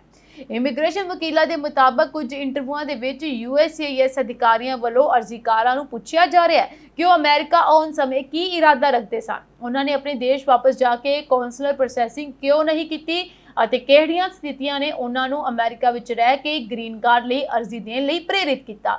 ਇਸ ਨੀਤੀ ਦੇ ਕਾਰਨ ਕਈ ਪ੍ਰਵਾਸੀਆਂ ਵਿੱਚ ਉਲਝਣ ਅਤੇ ਚਿੰਤਾ ਪੈਦਾ ਹੋ ਗਈ ਹੈ। ਕੁਝ ਕੇਸਾਂ ਵਿੱਚ ਨਵੇਂ ਸਵਾਲ ਪੁੱਛੇ ਜਾ ਰਹੇ ਹਨ, ਜਦਕਿ ਹੋਰ ਅਰਜ਼ੀਕਾਰਾਂ ਦੀ ਪ੍ਰਕਿਰਿਆ ਪਹਿਲਾਂ ਵਾਂਗ ਹੀ ਚੱਲ ਰਹੀ ਹੈ। ਇਸ ਕਾਰਨ ਵਕੀਲਾਂ ਦਾ ਮੰਨਣਾ ਹੈ ਕਿ ਨੀਤੀ ਨੂੰ ਲਾਗੂ ਕਰਨ ਦੇ ਤਰੀਕੇ ਵਿੱਚ ਇਕਸਾਰਤਾ ਦੀ ਘਾਟ ਹੈ। USCIS ਨੂੰ ਸਪਸ਼ਟੀਕਰਨ ਵੀ ਜਾਰੀ ਕਰਨਾ ਪਿਆ ਹੈ ਕਿ H-1B ਵੀਜ਼ਾ ਧਾਰਕਾਂ ਨੂੰ ਆਮ ਤੌਰ ਤੇ ਅਮਰੀਕਾ ਛੱਡਣ ਦੀ ਲੋੜ ਨਹੀਂ ਹੋਵੇਗੀ ਅਤੇ ਉਹਨਾਂ ਦੀ ਗ੍ਰੀਨ ਕਾਰਡ ਪ੍ਰਕਿਰਿਆ ਪਹਿਲਾਂ ਵਾਂਗ ਜਾਰੀ ਰਹਿ ਸਕਦੀ ਹੈ। ਇਸ ਨਾਲ ਉੱਚ ਹੁਨਰਮੰਦ ਕਰਮਚਾਰੀਆਂ ਅਤੇ ਤਕਨੀਕੀ ਖੇਤਰ ਦੀਆਂ ਕੰਪਨੀਆਂ ਨੂੰ ਕੁਝ ਰਾਹਤ ਮਿਲੀ ਹੈ। ਇਮੀਗ੍ਰੇਸ਼ਨ ਮਾਹਰਾਂ ਦਾ ਕਹਿਣਾ ਹੈ ਕਿ ਨਵੀਂ ਨੀਤੀ ਦਾ ਪ੍ਰਭਾਵ ਵਿਦਿਆਰਥੀ ਵੀਜ਼ਾ ਧਾਰਕਾਂ, ਧਾਰਮਿਕ ਕਰਮਚਾਰੀਆਂ, ਰੋਜ਼ਗਾਰ ਆਧਾਰਿਤ ਗ੍ਰੀਨ ਕਾਰਡ ਅਰਜ਼ੀਕਾਰਾਂ ਅਤੇ ਕੁਝ ਪਰਿਵਾਰਕ ਸ਼੍ਰੇਣੀ ਦੇ ਪ੍ਰਵਾਸੀਆਂ ਤੇ ਵੀ ਪੈ ਸਕਦਾ ਹੈ। ਅਮਰੀਕੀ ਹੋਮਲੈਂਡ ਸੁਰੱਖਿਆ ਵਿਭਾਗ ਦਾ ਕਹਿਣਾ ਹੈ ਕਿ ਇਹ ਨੀਤੀ ਕਿਸੇ ਯੋਗ ਵਿਅਕਤੀ ਨੂੰ ਗ੍ਰੀਨ ਕਾਰਡ ਪ੍ਰਾਪਤ ਕਰਨ ਤੋਂ ਨਹੀਂ ਰੋਕੇਗੀ ਅਤੇ ਰਾਸ਼ਟਰੀ ਹਿੱਤ ਲਈ ਮਹੱਤਵਪੂਰਨ ਯੋਗਤਾ ਵਾਲੇ ਅਰਜ਼ੀਕਾਰਾਂ ਤੇ ਇਸ ਦਾ ਕੋਈ ਵੱਡਾ ਅਸਰ ਨਹੀਂ ਪਵੇਗਾ। ਫਿਰ ਵੀ ਇਮੀਗ੍ਰੇਸ਼ਨ ਵਕੀਲਾਂ ਅਤੇ ਅਧਿਕਾਰ ਸਮਰਥਕ ਸੰਸਥਾਵਾਂ ਦਾ ਮੰਨਣਾ ਹੈ ਕਿ ਨੀਤੀ ਦੀ ਅਸਪਸ਼ਟਤਾ ਕਾਰਨ ਹਜ਼ਾਰਾਂ ਪ੍ਰਵਾਸੀਆਂ ਲਈ ਅਨਿਸ਼ਚਿਤਤਾ ਦਾ ਮਾਹੌਲ ਬਣ ਗਿਆ। ਕਈ ਕਾਨੂੰਨੀ ਮਾਹਰਾਂ ਦਾ ਕਹਿਣਾ ਹੈ ਕਿ ਜੇ ਨਵੀਂ ਨੀਤੀ ਨੂੰ ਸਖਤੀ ਨਾਲ ਲਾਗੂ ਕੀਤਾ ਗਿਆ ਤਾਂ ਇਸ ਖਿਲਾਫ ਅਦਾਲਤਾਂ ਵਿੱਚ ਚੁਣੌਤੀਆਂ ਵੀ ਸਾਹਮਣੇ ਆ ਸਕਦੀਆਂ ਹਨ। ਅਮਰੀਕਾ ਵਿੱਚ ਸੋਸ਼ਲ ਸਿਕਿਉਰਿਟੀ ਅਤੇ SSI ਲਾਭ ਪ੍ਰਾਪਤ ਕਰਨ ਵਾਲੇ ਲੱਖਾਂ ਲੋਕਾਂ ਲਈ ਇੱਕ ਵੱਡਾ ਪ੍ਰਸ਼ਾਸਨਿਕ ਬਦਲਾਅ ਆ ਰਿਹਾ ਹੈ। ਫੈਡਰਲ ਸਰਕਾਰ ਨੇ ਐਲਾਨ ਕੀਤਾ ਹੈ ਕਿ ਡਾਇਰੈਕਟ ਐਕਸਪ੍ਰੈਸ ਪ੍ਰੋਗਰਾਮ ਰਾਹੀਂ ਭੁਗਤਾਨ ਲੈਣ ਵਾਲੇ ਕਰੀਬ 36 ਲੱਖ ਲਾਭਪਾਤਰੀਆਂ ਨੂੰ ਨਵੇਂ ਡੈਬਿਟ ਕਾਰਡ ਜਾਰੀ ਕੀਤੇ ਜਾਣਗੇ। ਇਹ ਤਬਦੀਲੀ ਡਾਇਰੈਕਟ ਐਕਸਪ੍ਰੈਸ ਪ੍ਰੋਗਰਾਮ ਦੇ ਵਿੱਤੀ ਸੇਵਾ ਪ੍ਰਦਾਤਾ ਵਿੱਚ ਬਦਲਾਅ ਕਰਨ ਕੀਤੀ ਜਾ ਰਹੀ ਹੈ। ਹੁਣ ਤੱਕ ਇਹ ਪ੍ਰੋਗਰਾਮ ਕੋਮੈਰਿਕਾ ਬੈਂਕ ਵੱਲੋਂ ਚਲਾਇਆ ਜਾ ਰਿਹਾ ਸੀ, ਪਰ ਹੁਣ ਇਸ ਦੀ ਜ਼ਿੰਮੇਵਾਰੀ ਫਿਫਥ ਥਰਡ ਬੈਂਕ ਨੂੰ ਸੌਂਪੀ ਗਈ ਹੈ। ਇਸ ਕਾਰਨ ਮੌਜੂਦਾ direct express debit master card ਵਰਤਣ ਵਾਲਿਆਂ ਨੂੰ ਨਵੇਂ ਕਾਰਡ ਭੇਜੇ ਜਾਣਗੇ। ਸਰਕਾਰ ਨੇ ਸਪਸ਼ਟ ਕੀਤਾ ਹੈ ਕਿ ਇਸ ਬਦਲਾਅ ਦਾ ਲਾਭਪਾਤਰੀਆਂ ਦੀ ਮਹੀਨਾਵਾਰ ਰਕਮ ਜਾਂ ਭੁਗਤਾਨ ਦੀ ਤਾਰੀਖ ਤੇ ਕੋਈ ਅਸਰ ਨਹੀਂ ਪਵੇਗਾ। ਲੋਕਾਂ ਨੂੰ ਪਹਿਲਾਂ ਵਾਂਗ ਹੀ ਆਪਣੇ ਸੋਸ਼ਲ ਸਿਕਿਉਰਿਟੀ ਅਤੇ SSI ਦੇ ਭੁਗਤਾਨ ਮਿਲਦੇ ਰਹਿਣਗੇ। ਡਾਇਰੈਕਟ ਐਕਸਪ੍ਰੈਸ ਪ੍ਰੋਗਰਾਮ ਖਾਸ ਤੌਰ ਤੇ ਉਹਨਾਂ ਲੋਕਾਂ ਲਈ ਬਣਾਇਆ ਗਿਆ ਹੈ ਜਿਨ੍ਹਾਂ ਦੇ ਕੋਲ ਰਵਾਇਤੀ ਬੈਂਕ ਖਾਤੇ ਨਹੀਂ ਹਨ। ਅਜਿਹੇ ਲਾਭਪਾਤਰੀਆਂ ਦੇ ਸਰਕਾਰੀ ਭੁਗਤਾਨ ਸਿੱਧੇ ਪ੍ਰੀਪੇਡ ਡੈਬਿਟ ਕਾਰਡਾਂ ਵਿੱਚ ਜਮ੍ਹਾਂ ਕੀਤੇ ਜਾਂਦੇ ਹਨ। ਵਿੱਤੀ ਮਾਹਰਾਂ ਦਾ ਕਹਿਣਾ ਹੈ ਕਿ ਇਹ ਸਿਰਫ ਸੇਵਾ ਪ੍ਰਦਾਤਾ ਦੀ ਤਬਦੀਲੀ ਹੈ, ਨਾ ਕਿ ਕਿਸੇ ਨਵੇਂ ਲਾਭ ਜਾਂ ਵਾਧੂ ਰਕਮ ਦਾ ਐਲਾਨ। ਹਾਲਾਂਕਿ ਲਾਭਪਾਤਰੀਆਂ ਨੂੰ ਆਪਣੇ ਨਵੇਂ ਕਾਰਡ ਡਾਕ ਰਾਹੀਂ ਮਿਲਣ ਤੇ ਉਹਨਾਂ ਨੂੰ ਸਮੇਂ ਸਿਰ ਐਕਟੀਵੇਟ ਕਰਨਾ ਹੋਵੇਗਾ ਤਾਂ ਜੋ ਭਵਿੱਖ ਦੇ ਭੁਗਤਾਨਾਂ ਵਿੱਚ ਕੋਈ ਰੁਕਾਵਟ ਨਾ ਆਵੇ। ਮਾਹਰਾਂ ਦੇ ਅਨੁਸਾਰ ਸਭ ਤੋਂ ਵੱਧ ਪ੍ਰਭਾਵ ਉਹਨਾਂ ਲੋਕਾਂ ਦੇ ਪਵੇਗਾ ਜੋ ਬੈਂਕਿੰਗ ਪ੍ਰਣਾਲੀ ਤੋਂ ਬਾਹਰ ਹਨ ਅਤੇ ਪੂਰੀ ਤਰ੍ਹਾਂ ਡਾਇਰੈਕਟ ਐਕਸਪ੍ਰੈਸ ਕਾਰਡਾਂ ਤੇ ਨਿਰਭਰ ਕਰਦੇ ਹਨ। ਅਜਿਹੇ ਲਾਭਪਾਤਰੀਆਂ ਨੂੰ ਸਲਾਹ ਦਿੱਤੀ ਗਈ ਹੈ ਕਿ ਉਹ ਆਪਣੇ ਡਾਕ ਪਤੇ ਅਤੇ ਖਾਤਾ ਜਾਣਕਾਰੀ ਨੂੰ ਅਪਡੇਟ ਰੱਖਣ। ਇਸ ਤਬਦੀਲੀ ਦੇ ਨਾਲ 2026 ਦੌਰਾਨ ਅਮਰੀਕਾ ਦੇ ਲੱਖਾਂ ਬਜ਼ੁਰਗਾਂ, ਅਪਾਹਜ ਵਿਅਕਤੀਆਂ ਅਤੇ SSI ਪ੍ਰਾਪਤਕਰਤਾਵਾਂ ਨੂੰ ਨਵੇਂ ਡੈਬਿਟ ਕਾਰਡ ਮਿਲਣਗੇ, ਜਦਕਿ ਉਹਨਾਂ ਦੇ ਲਾਭਾਂ ਦੀ ਰਕਮ ਅਤੇ ਭੁਗਤਾਨ ਦਾ ਸਮਾਂ ਪਹਿਲਾਂ ਵਾਂਗ ਹੀ ਜਾਰੀ ਰਹੇਗਾ। ਇੱਕ ਨਵੀਂ ਰਿਪੋਰਟ ਦੇ ਮੁਤਾਬਕ ਰਾਸ਼ਟਰਪਤੀ ਡੋਨਾਲਡ ਟਰੰਪ ਦੇ ਜਨਵਰੀ 2025 ਵਿੱਚ ਸੱਤਾ ਸੰਭਾਲਣ ਤੋਂ ਬਾਅਦ ਇਮੀਗ੍ਰੇਸ਼ਨ ਕਾਰਵਾਈਆਂ ਦੇ ਕਾਰਨ ਹਜ਼ਾਰਾਂ ਪਰਿਵਾਰ ਪ੍ਰਭਾਵਿਤ ਹੋਏ ਹਨ। ਬਰੁਕਿੰਗਸ ਇੰਸਟੀਚਿਊਟ ਦੀ ਰਿਪੋਰਟ ਦੇ ਅਨੁਸਾਰ 1,45,000 ਤੋਂ ਵੱਧ ਅਮਰੀਕੀ ਨਾਗਰਿਕ ਬੱਚੇ ਅਜਿਹੇ ਹਨ ਜਿਨ੍ਹਾਂ ਦੇ ਘੱਟੋ-ਘੱਟ ਇੱਕ ਮਾਪੇ ਨੂੰ US immigration and custom enforcement ਵੱਲੋਂ ਗ੍ਰਿਫਤਾਰ ਕਰਕੇ ਹਿਰਾਸਤ ਵਿੱਚ ਰੱਖਿਆ ਗਿਆ।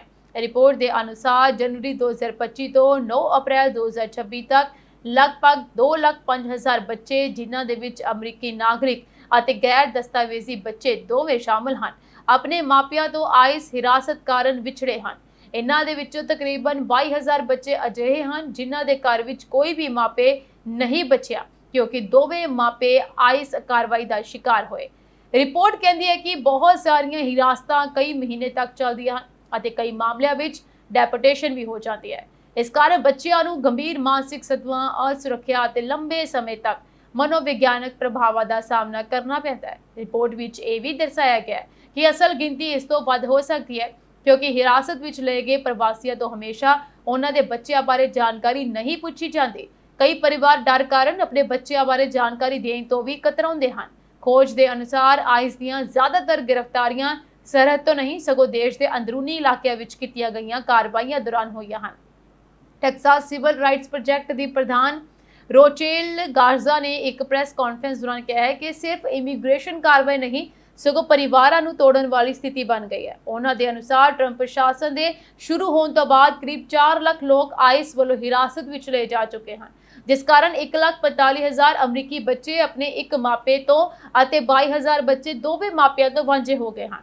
ਗਾਰਜ਼ਾ ਨੇ ਕਿਹਾ ਹੈ ਕਿ ਇਹ ਹਾਲਾਤ ਸਿਰਫ ਟੈਕਸਾਸ ਦੀ ਰੀਓ ਗ੍ਰਾਂਡੇ ਵੈਲੀ ਤੱਕ ਸੀਮਿਤ ਨਹੀਂ ਹਨ ਸਗੋਂ ਪੂਰੇ ਦੇਸ਼ ਵਿੱਚ ਪਰਿਵਾਰਕ ਵਿਛੋੜੇ ਦੀ ਸਮੱਸਿਆ ਦੇਖਣ ਨੂੰ ਮਿਲ ਰਹੀ ਹੈ। ਉਹਨਾਂ ਨੇ ਵੀ ਕਿਹਾ ਕਿ ਮਨੁੱਖੀ ਅਧਿਕਾਰ ਸੰਸਥਾਵਾਂ ਪ੍ਰਭਾਵਿਤ ਪਰਿਵਾਰਾਂ ਲਈ ਆਪਣੀ ਲੜਾਈ ਜਾਰੀ ਰੱਖਣਗੀਆਂ। ਇਹ ਰਿਪੋਰਟ ਅਮਰੀਕਾ ਦੇ ਵਿੱਚ ਇਮੀਗ੍ਰੇਸ਼ਨ ਲਾਗੂ ਕਰਨ ਦੀਆਂ ਨੀਤੀਆਂ ਅਤੇ ਉਹਨਾਂ ਦੇ ਸਮਾਜਿਕ ਪ੍ਰਭਾਵਾਂ ਬਾਰੇ ਚਰਚਾ ਨੂੰ ਹੋਰ ਤੇਜ਼ ਕਰ ਸਕਦੀ ਹੈ, ਖਾਸ ਕਰਕੇ ਉਹਨਾਂ ਬੱਚਿਆਂ ਦੇ ਭਵਿੱਖ ਨੂੰ ਲੈ ਕੇ ਜੋ ਆਪਣੇ ਮਾਪਿਆਂ ਤੋਂ ਅਚਾਨਕ ਵਿਛੜ ਗਏ ਹਨ। ਅਮਰੀਕੀ ਇਮੀਗ੍ਰੇਸ਼ਨ ਅਤੇ ਕਸਟਮ ਇਨਫੋਰਸਮੈਂਟ ਦੇ ਮੈਨਹਟਨ ਸਥਿਤ ਇੱਕ ਅਸਥਾਈ ਹਿਰਾਸਤੀ ਕੇਂਦਰ ਦੀਆਂ ਹਾਲਾਤਾਂ ਨੂੰ ਲੈ ਕੇ ਨਵਾਂ ਵਿਵਾਦ ਖੜਾ ਹੋ ਗਿਆ ਹੈ। ਸਾਹਮਣੇ ਆਈਆਂ ਅੰਦਰੂਨੀ ਈਮੇਲਾਂ, ਟੈਕਸਟ ਸੁਨੇਹਿਆਂ ਅਤੇ ਅਧਿਕਾਰੀਆਂ ਦੀ ਗਵਾਹੀ ਤੋਂ ਪਤਾ ਲੱਗਿਆ ਕਿ ਖੁਦ ਆਈਸ ਦੇ ਕਈ ਅਧਿਕਾਰੀ ਵੀ ਉੱਥੇ ਦੀਆਂ ਸਥਿਤੀਆਂ ਨੂੰ ਖਤਰਨਾਕ, ਪਾਗਲਪਨ ਭਰੀਆਂ ਅਤੇ ਅਸੁਰੱਖਿਅਤ ਕਰਾਰ ਦੇ ਰਹੇ ਹਨ, ਜਦਕਿ ਸਰਕਾਰ ਜਨਤਕ ਤੌਰ ਤੇ ਕਿਸੇ ਵੀ ਭੀੜਭਾੜ ਜਾਂ ਮਾੜੀਆਂ ਹਾਲਾਤਾਂ ਤੋਂ ਇਨਕਾਰ ਕਰਦੀ ਰਹੀ ਹੈ। ਇਹ ਮਾਮਲਾ ਮੈਨਹਟਨ ਦੇ 26 ਫੈਡਰਲ ਪਲਾਜ਼ਾ ਦੀ 10ਵੀਂ ਮੰਜ਼ਲ ਤੇ ਬਣਾਏ ਗਏ ਅਸਥਾਈ ਹਿਰਾਸਤੀ ਕੇਂਦਰ ਨਾਲ ਜੁੜਿਆ ਹੋਇਆ ਹੈ। ਪਿਛਲੇ ਸਾਲ ਇਮੀਗ੍ਰੇਸ਼ਨ ਅਦਾਲਤਾਂ ਵਿੱਚ ਪੇਸ਼ ਹੋਣ ਆਏ ਪ੍ਰਵਾਸੀਆਂ ਦੀਆਂ ਗ੍ਰਿਫਤਾਰੀਆਂ ਵਧਣ ਤੋਂ ਬਾਅਦ ਆਈਸ ਵੱਲੋਂ ਇਸ ਸਥਾਨ ਦੀ ਵਰਤੋਂ ਕੀਤੀ ਜਾ ਰਹੀ ਸੀ। ਰਿਪੋਰਟਾਂ ਦੇ ਅਨੁਸਾਰ ਕਈ ਵਾਰ ਇੱਕੋ ਸਮੇਂ 100 ਤੋਂ ਵੱਧ ਲੋਕਾਂ ਨੂੰ ਉੱਥੇ ਰੱਖਿਆ ਗਿਆ, ਜਦਕਿ ਕੁੱਲ ਹਿਰਾਸਤੀਆਂ ਦੀ ਗਿਣਤੀ 200 ਤੋਂ ਵੀ ਉੱਪਰ ਪਹੁੰਚ ਗਈ ਸੀ। ਪਿਛਲੇ ਸਾਲ ਗੁਪਤ ਤੌਰ ਤੇ ਬਣਾਈ ਗਈ ਵੀਡੀਓ ਫੁਟੇਜ ਵਿੱਚ ਹਿਰਾਸਤੀਆਂ ਨੂੰ ਸੀਮੈਂਟ ਦੇ ਫਰਸ਼ਾਂ ਤੇ ਐਮਰਜੈਂਸੀ ਕੰਬਲਾਂ ਨਾਲ ਸੌਂਦੇ ਹੋਏ ਦੇਖਿਆ ਗਿਆ ਸੀ। ਟਾਇਲਟ ਸਿਰਫ ਕਮਰ ਉਚਾਈ ਦੀ ਇੱਕ ਪਾਰਟੀਸ਼ਨ ਨਾਲ ਵੱਖ ਕੀਤੀ ਗਈ ਸੀ ਅਤੇ ਲੋਕ ਬਹੁਤ ਹੀ ਤੰਗ ਜਗ੍ਹਾ ਵਿੱਚ ਇਕੱਠੇ ਰੱਖੇ ਗਏ ਸਨ। ਉਸ ਵੇਲੇ ਹੋਮਲੈਂਡ ਸਿਕਿਉਰਿਟੀ ਵਿਭਾਗ ਦੇ ਬੁਲਾਰੇ ਨੇ ਭੀੜਭਾੜ ਅਤੇ ਮਾੜੀਆਂ ਹਾਲਾਤਾਂ ਦੇ ਦੋਸ਼ਾਂ ਨੂੰ ਪੂਰੀ ਤਰ੍ਹਾਂ ਗਲਤ ਕਰਾਰ ਦਿੱਤਾ ਸੀ, ਪਰ ਹੁਣ ਅਦਾਲਤੀ ਕਾਰਵਾਈ ਦੇ ਦੌਰਾਨ ਸਾਹਮਣੇ ਆਈਆਂ ਈਮੇਲਾਂ ਨੇ ਇੱਕ ਵੱਖਰੀ ਤਸਵੀਰ ਪੇਸ਼ ਕੀਤੀ ਹੈ। ਇੱਕ ਅਧਿਕਾਰੀ ਨੇ ਲਿਖਿਆ ਹੈ ਕਿ ਉਹ ਉੱਥੇ ਮੌਜੂਦ ਹਰ ਵਿਅਕਤੀ ਦੀ ਸੁਰੱਖਿਆ ਨੂੰ ਲੈ ਕੇ ਚਿੰਤਿਤ ਹਨ। ਦੂਜੇ ਨੇ ਸਥਿਤੀ ਨੂੰ ਇਨਸੇਨ ਯਾਨੀ ਪਾਗਲਪਨ ਭਰੀ ਦੱਸਿਆ, ਜਦਕਿ ਇੱਕ ਹੋਰ ਅਧਿਕਾਰੀ ਨੇ ਕਿਹਾ ਕਿ ਮੌਜੂਦਾ ਪ੍ਰਬੰਧ ਅਸੁਰੱਖਿਅਤ ਮਾਹੌਲ ਪੈਦਾ ਕਰ ਰਹੇ ਹਨ। ਇੱਕ ਹੋਰ ਈਮੇਲ ਵਿੱਚ ਆਈਸ ਅਧਿਕਾਰੀ ਲਾਈਜ਼ ਹੈਂਪਟਨ ਨੇ ਲਿਖਿਆ ਹੈ ਕਿ ਕੇਂਦਰ ਵਿੱਚ 200 ਤੋਂ ਵੱਧ ਲੋਕ ਰੱਖੇ ਗਏ ਹਨ ਅਤੇ ਹਰ ਰੋਜ਼ ਕਰੀਬ 60 ਨਵੀਆਂ ਗ੍ਰਿਫਤਾਰੀਆਂ ਹੋ ਰਹੀਆਂ ਹਨ। ਉਹਨਾਂ ਨੇ ਚਿੰਤਾ ਜ਼ਾਹਰ ਕਰਦਿਆਂ ਲਿਖਿਆ ਹੈ ਕਿ ਉਮੀਦ ਹੈ ਕਿ ਅਸੀਂ ਕਿਸੇ ਨਕਾਰਾਤਮਕ ਘਟਨਾ ਦੀ ਉਡੀਕ ਨਹੀਂ ਕਰਾਂਗੇ। ਨਿਊਯਾਰਕ ਸਥਿਤ ਆਈਸ ਅਧਿਕਾਰੀ ਲੈਜੀਅਨ ਫ੍ਰਾਂਸਿਸ ਨੇ ਇੱਕ ਈਮੇਲ ਵਿੱਚ ਲਿਖਿਆ ਕਿ ਏਜੰਸੀ ਆਪਣੀ ਹੀ ਕਾਮਯਾਬੀ ਦੀ ਸ਼ਿਕਾਰ ਹੋ ਗਈ ਹੈ ਕਿਉਂਕਿ ਅਧਿਕਾਰੀ ਇੰਨੇ ਜ਼ਿਆਦਾ ਲੋਕਾਂ ਨੂੰ ਗ੍ਰਿਫਤਾਰ ਕਰ ਰਹੇ ਹਨ ਕਿ ਉਹਨਾਂ ਲਈ ਸਥਾਨਕ ਪੱਧਰ ਤੇ ਲੋੜੀਂਦੀ ਹਿਰਾਸਤੀ ਜਗ੍ਹਾ ਉਪਲਬਧ ਨਹੀਂ ਹੈ। ਉਹਨਾਂ ਨੇ ਇਹ ਵੀ ਮੰਨਿਆ ਕਿ ਇਹ ਥਾਂ ਅਜਿਹੇ ਵੱਡੇ ਪੱਧਰ ਤੇ ਆਪਰੇਸ਼ਨ ਲਈ ਕਦੇ ਬਣਾਈ ਹੀ ਨਹੀਂ ਗਈ ਸੀ। ਅਦਾਲਤ ਵਿੱਚ ਪੇਸ਼ ਕੀਤੇ ਗਏ ਦਸਤਾਵੇਜ਼ਾਂ ਦੇ ਅਨੁਸਾਰ 26 ਫੈਡਰਲ ਪਲਾਜ਼ਾ ਵਿੱਚ ਮੌਜੂਦ 4 ਹੋਲਡ ਰੂਮ ਸਿਰਫ ਥੋੜੇ ਸਮੇਂ ਲਈ ਲੋਕਾਂ ਨੂੰ ਰੱਖਣ ਲਈ ਬਣਾਏ ਗਏ ਸਨ। ਆਈਸ ਦੀਆਂ ਆਪਣੀਆਂ ਹਦਾਇਤਾਂ ਮੁਤਾਬਕ ਉੱਥੇ 12 ਘੰਟਿਆਂ ਤੋਂ ਵੱਧ ਕਿਸੇ ਨੂੰ ਨਹੀਂ ਰੱਖਿਆ ਜਾਣਾ ਚਾਹੀਦਾ। ਪਰ ਕਈ ਹਿਰਾਸਤੀਆਂ ਨੇ ਗਵਾਹੀ ਦਿੱਤੀ ਹੈ ਕਿ ਉਹਨਾਂ ਨੂੰ ਕਈ ਦਿਨ ਉੱਥੇ ਬੰਦ ਰੱਖਿਆ ਗਿਆ। ਇਨ੍ਹਾਂ ਕਮਰਿਆਂ ਵਿੱਚ ਨਾ ਤਾਂ ਬਿਸਤਰੇ ਸਨ ਅਤੇ ਨਾ ਹੀ ਨਹਾਉਣ ਦੀ ਕੋਈ ਸਹੂਲਤ। ਹਿਰਾਸਤ ਵਿੱਚ ਰਹਿ ਚੁੱਕੀ ਨੂਵੀਆ ਮਾਰਟੀਨੇਜ਼ ਨੇ ਅਦਾਲਤ ਨੂੰ ਦਿੱਤੇ ਆਪਣੇ ਬਿਆਨ ਵਿੱਚ ਕਿਹਾ ਕਿ ਉੱਥੇ ਦੀਆਂ ਹਾਲਾਤ ਬਹੁਤ ਹੀ ਭਿਆਨਕ ਸਨ। ਉਸਨੇ ਦੱਸਿਆ ਕਿ ਕੁਝ ਮਹਿਲਾਵਾਂ ਨੂੰ ਮਾਹਵਾਰੀ ਦੌਰਾਨ ਲੋੜੀਂਦੀ ਸਹੂਲਤ ਨਹੀਂ ਮਿਲ ਰਹੀ ਸੀ, ਖਾਣਾ ਲਗਭਗ ਨਾ ਦੇ ਬਰਾਬਰ ਸੀ ਅਤੇ ਉਸਨੂੰ ਆਪਣੀ ਸ਼ੂਗਰ ਦੀ ਦਵਾਈ ਵੀ ਨਹੀਂ ਮਿਲੀ। ਉਸਨੇ ਕਿਹਾ ਕਿ ਉਸਨੂੰ ਮਹਿਸੂਸ ਹੋਇਆ ਜਿਵੇਂ ਉਹ ਸਿਰਫ ਇੱਕ ਸਰੀਰ ਸੀ ਜਿਸ ਨੂੰ ਇੱਕ ਕਮਰੇ ਵਿੱਚ ਠੂਸ ਦਿੱਤਾ ਗਿਆ ਹੈ। ਸੋ ਇੱਕ ਹੋਰ ਪ੍ਰਵਾਸੀ ਕਾਰਲੋਸ ਲੋਪੇਜ਼ ਨੇ ਦੱਸਿਆ ਕਿ ਉਸਨੂੰ ਆਪਣੀ ਇਮੀਗ੍ਰੇਸ਼ਨ ਅਦਾਲਤ ਦੀ ਸੁਣਵਾਈ ਤੋਂ ਬਾਅਦ गिरफ्तार किया गया। उसके अनुसार एक आईएएस अधिकारी ने उसनू उसकी रोंदी हुई तस्वीर दिखा के हसिया। जदों उसनू पूछा गया कि सब क्यों किया जा रहा है तो एक अधिकारी ने जवाब दिता, हुण नवी सरकार है। दूजे पासे होमलैंड सिक्योरिटी विभाग अजे भी अपने रुख ते कायम है। विभाग के बुलारे अदालती कार्रवाई तो बाद ये कह रहे हैं कि आईएएस ਦੀਆਂ सहूलतां विच भीड़-भाड़ ਜਾਂ ਮਾੜੀਆਂ ਹਾਲਾਤਾਂ ਹੋਣ ਦੇ ਦਾਅਵੇ ਪੂਰੀ ਤਰ੍ਹਾਂ ਗਲਤ ਹਨ। ਉਹਨਾਂ ਦਾ ਕਹਿਣਾ ਹੈ ਕਿ ਸਾਰੇ ਹਿਰਾਸਤੀਆਂ ਨੂੰ ਉਚਿਤ ਭੋਜਨ, ਡਾਕਟਰੀ ਸਹਾਇਤਾ ਤੇ ਪਰਿਵਾਰ ਜਾਂ ਵਕੀਲਾਂ ਨਾਲ ਸੰਪਰਕ ਕਰਨ ਦਾ ਮੌਕਾ ਦਿੱਤਾ ਜਾਂਦਾ ਹੈ। ਇਸ ਹਫ਼ਤੇ ਹੋਈ ਸੁਣਵਾਈ ਦੇ ਦੌਰਾਨ ਇੱਕ ਸੰਘੀ ਜੱਜ ਨੇ ਇਹ ਸੰਕੇਤ ਵੀ ਦਿੱਤਾ ਕਿ ਜੇ ਹਾਲਾਤ ਸੰਤੋਸ਼ਜਨਕ ਨਾ ਹੋਏ ਤਾਂ ਇਸ ਅਸਥਾਈ ਹਿਰਾਸਤੀ ਕੇਂਦਰ ਨੂੰ ਬੰਦ ਕਰਨ ਬਾਰੇ ਵੀ ਵਿਚਾਰ ਕੀਤਾ ਜਾ ਸਕਦਾ ਹੈ। ਇਹ ਮਾਮਲਾ ਟਰੰਪ ਪ੍ਰਸ਼ਾਸਨ ਦੇ ਇਮੀਗ੍ਰੇਸ਼ਨ ਲਾਗੂ ਕਰਨ ਦੇ ਤਰੀਕਿਆਂ ਅਤੇ ਹਿਰਾਸਤੀ ਕੇਂਦਰਾਂ ਦੀਆਂ ਹਾਲਾਤਾਂ ਬਾਰੇ ਚੱਲ ਰਹੀ ਰਾਸ਼ਟਰੀ ਬਹਿਸ ਦਾ ਇੱਕ ਮਹੱਤਵਪੂਰਨ ਹਿੱਸਾ ਬਣ ਗਿਆ ਹੈ। ਮਾਹਰਾ ਦਾ ਕਹਿਣਾ ਹੈ ਕਿ ਇਹ ਦਸਤਾਵੇਜ਼ ਪਹਿਲੀ ਵਾਰ ਦਰਸਾਉਂਦੇ ਹਨ ਕਿ ਜਨਤਕ ਤੌਰ ਤੇ ਇਨਕਾਰ ਕਰਨ ਦੇ ਬਾਵਜੂਦ ਏਜੰਸੀ ਦੇ ਅੰਦਰ ਕਈ ਅਧਿਕਾਰੀ ਖੁਦ ਹਾਲਾਤਾਂ ਨੂੰ ਲੈ ਕੇ ਗੰਭੀਰ ਚਿੰਤਾਵਾਂ ਜ਼ਾਹਰ ਕਰ ਰਹੇ ਹਨ। ਹੁਣ ਸਭ ਦੀ ਨਜ਼ਰ ਅਦਾਲਤ ਦੇ ਅਗਲੇ ਫੈਸਲੇ ਅਤੇ ਸੰਭਾਵਿਤ ਸੁਧਾਰਾਂ ਉੱਤੇ ਟਿਕੀ ਹੋਈ ਹੈ।